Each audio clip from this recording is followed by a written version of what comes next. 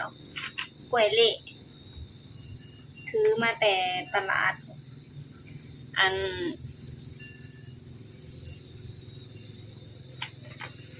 นี้ก็กราบสบายดีเด้อพ่อแม่พี่น้องเบิดสุขสุขคนสุขสุขอนเนาะมื้อนี้ก็พบพ่อกับสองโซฮงเส้นเก่าเส้นเคยพี่น้องเอ้ยมื้อนี้ก็บ่มีหยังหลายเนาะมารีวิวอีหยังสิมาเว้าสิมาเว้าเรื่องแมวขูดเซาหงเนาะพี่น้องเรื่องแมวขูดแมวปวดนั่นแหละเซาหงก็ได้ไปฉีดยาอยู่เขาเอิ้นอีหยังคลินิกบอกเข็ม1เนาะพี่น้องเนาะป๊าดคือแมวนะคือก่อนอื่นเลยก็ต้องบอกเนาะว่าแมวไผอิหยังจังไดเนาะแมวบ่มีผู้เจ้าพี่น้องแมวที่เขาเจ้าปล่อยเข้ามาในตลาดแมวที่เขาจะปล่อยเข้ามาในตลาดแล้ววันนี้มันบ่มีบอนอยู่มันก็เลยไปอยู่ห้านเซาหงพี่น้องเอ้ยแล้วมันไปอยู่ห้านเซาหงน่ะก็ไปมาๆเนาะก็บ่ค่อยแบบว่าสินอนแบบประจำดอกแล้วต่อมาน่ะมันมีลูกอันนี้นะมันมีลูกแล้วมันได้ลูกเนาะมันได้ลูกละ4ตัวเซาหงเคยเอาลงตอนแต่คลิปสั้นเนาะพี่น้องเนาะก็บ่ได้ให้คลิปยาวดอกคลิปสั้นนั่นแหละถ้าผู้ใดเลื่อนเห็นก็น่าสิฮู้เนาะที่ว่ามันมีหมดหลายๆนั่นเลยเนาะพี่น้อง 3-4 ตัวแล้วบัดนี้ได้ลูกมันน่ะได้ 3-4 ตัวแล้วบัดนี้มันก็ฮุบไปฮุบมาขาบไปขาบมาอยู่เนาะลูกน่ะก็ได้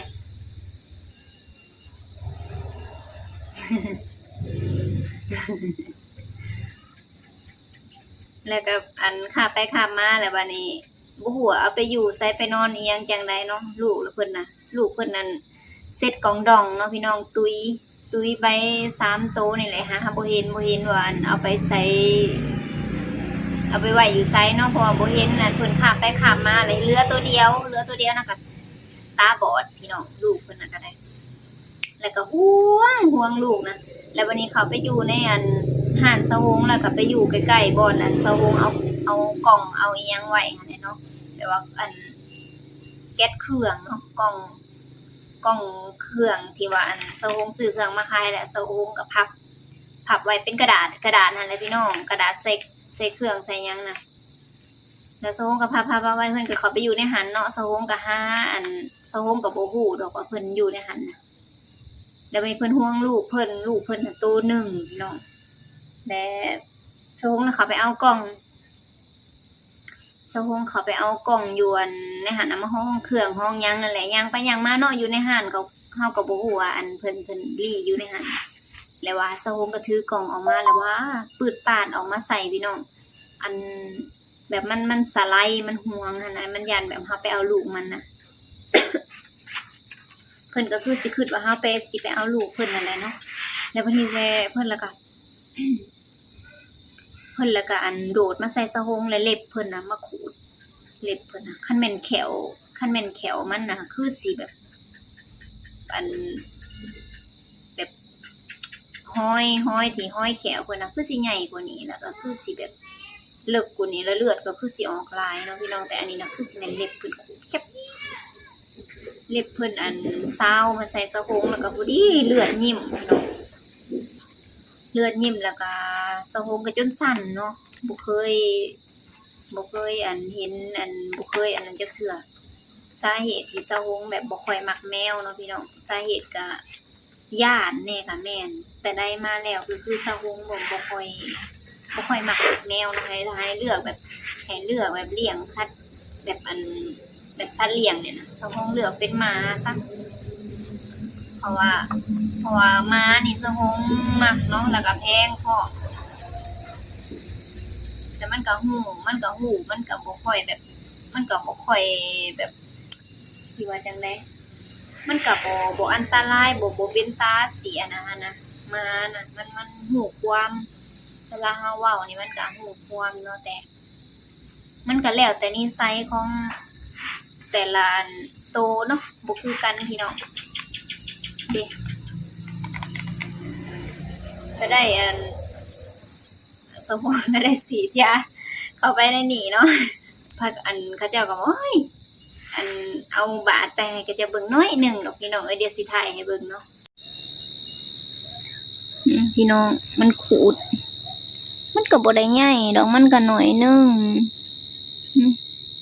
แต่ว่าซักยาแล้วเนาะน้อยหนึ่งนี่นะเล็บมันถึกแต่บางคนก็โอ้ไปซักยาแล้วก็สะหงกับย่านเนาะพี่น้อง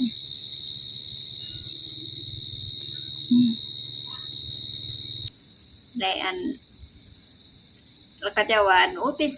ซักยาเด้อว่าสันย่านเนาะย่านแบบ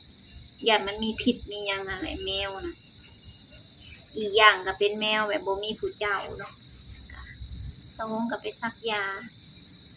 เข็มละ500พี่น้องวัคซีนเนาะบ่แม่นก็เป็นยาแหละเป็นยาวัคซีนนั่นแหละเข็มละ500 บาทเพื่อสิครบ3 เข็มเนาะพี่น้องนี่มันก็สิเป็นหน้าตาแบบนี้เขาเจ้าสิให้ซัก3 มื้อซักเทื่อนึงเนาะมันก็ได้เข็มเดียวยังอีก2เนาะพี่น้องเรื่องที่เจ้าโฮมสิมาเว้าในมื้อนี้ก็มาเล่าเรื่องแมวนั่นเนาะแมวขวดเจ้าโฮมรถแม่ตูดพี่น้องขั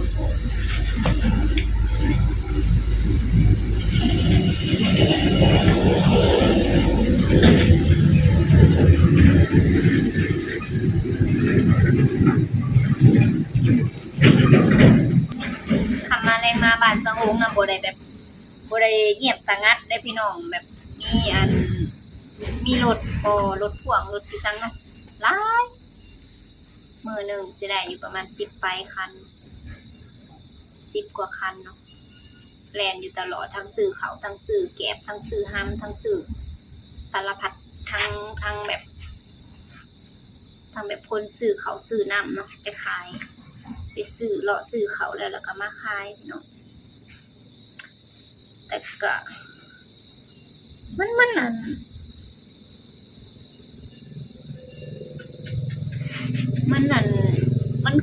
นขวดขแม่นเล็บมันแบบยิกแบบเลิกไว้ไรกว่านี้นะเนาะถูกเส้นเลือดเลยพี่น้องขแม่นมันยิกไปไรกว่านี้นะก็คือสิแบบเลือดไหลแห้งอันนี้แบบมันก็ถืออันนี้อยู่มันก็ถือเส้นเลือดอยู่แต่มันบ่เลิกมันขวดน้อยหนึ่งแต่ก็กันไว้ก่อนเนาะย่านจนมันสิเป็นว่อคือแมว ก็เลยไปฉีดยาพี่น้องเอ้ยจะแม่นซาดขาดสิซวยเนาะขาดสิเสียเงินลงไปเปิดห้างแล้วก็แม่นโลดมื้อนี้วันที่8เนาะที่ว่ามันนั่นและตอนแรงที่ว่าสะวงสิเก็บห่านเนาะสิปิดสิยังไงก็เอาลูกมานอนอีกแล้วบอนเก่านะสะวงก็ไปหาเลาะซื้อยาที่สั่งแบบไล่หนูไล่นั่นน่ะเหม็นขี้ส่งขี้สาบนั่นแบบยาเหม็นน่ะเขาเอิ้นยาเหม็นลูกเหม็นอีหยังประมาณนี้แหละซื้อเพิ่นน่ะก็บ่แม่นซื้อดอกจักลูกที่สั่งกระปุกเขาก็ไปซื้อมา2 ถุงแล้วก็มาย้ายใส่ในห่านจนเจ็บบนหัวสะฮงเองได้เจ็บบนหัวที่ว่าเหม็นคิ้วยาเดียวเอามาอุดจะแม่นอนแล้วมันก็บ่หนีพี่น้องมันก็พาลูกมันนอนอยู่หั่นแหละมันก็นอนอยู่หั่นแหละมันก็ห่วงลูกมันปืดอยู่หั่นแหละสะฮงนำบ่แม่นย่านหยังเด้อย่านแบบเวลาลูกค้ามาซื้อเครื่องซื้อของแล้วย่านแบบมันแล่นโดดออกมาใส่เขาเจ้าหั่นนะอีกอย่างว่าบ่แม่นแมวเฮาเนาะก็ย่านเป็นโทษเนาะพี่น้องบ่มันอยู่ในห้านเฮาก็จักสิเฮ็ดจังได๋คือกันบ่ฮู้วิธีไล่มันเนาะคันผู้ใดฮู้ก็คอมเมนต์บอกสะฮงหน่อยเด้อนั่นแหละวิธีไล่แมวเนาะพี่น้องผู้ใดฮู้ก็คอมเมนต์บอกสะฮงแหน่เพราะว่าบ่อยากให้มันอยู่ในหันเนาะจักสิเฮ็ดจังได๋สะฮงก็แบบ บ่จักสีบ่จักแนวเฮ็ดเนาะมันอยู่มาเนี่ยก็ตะเฮิงแล้วตั้งแต่มันหุบลูกไปหุบลูกมาก็เดือนปลายแล้วเนาะ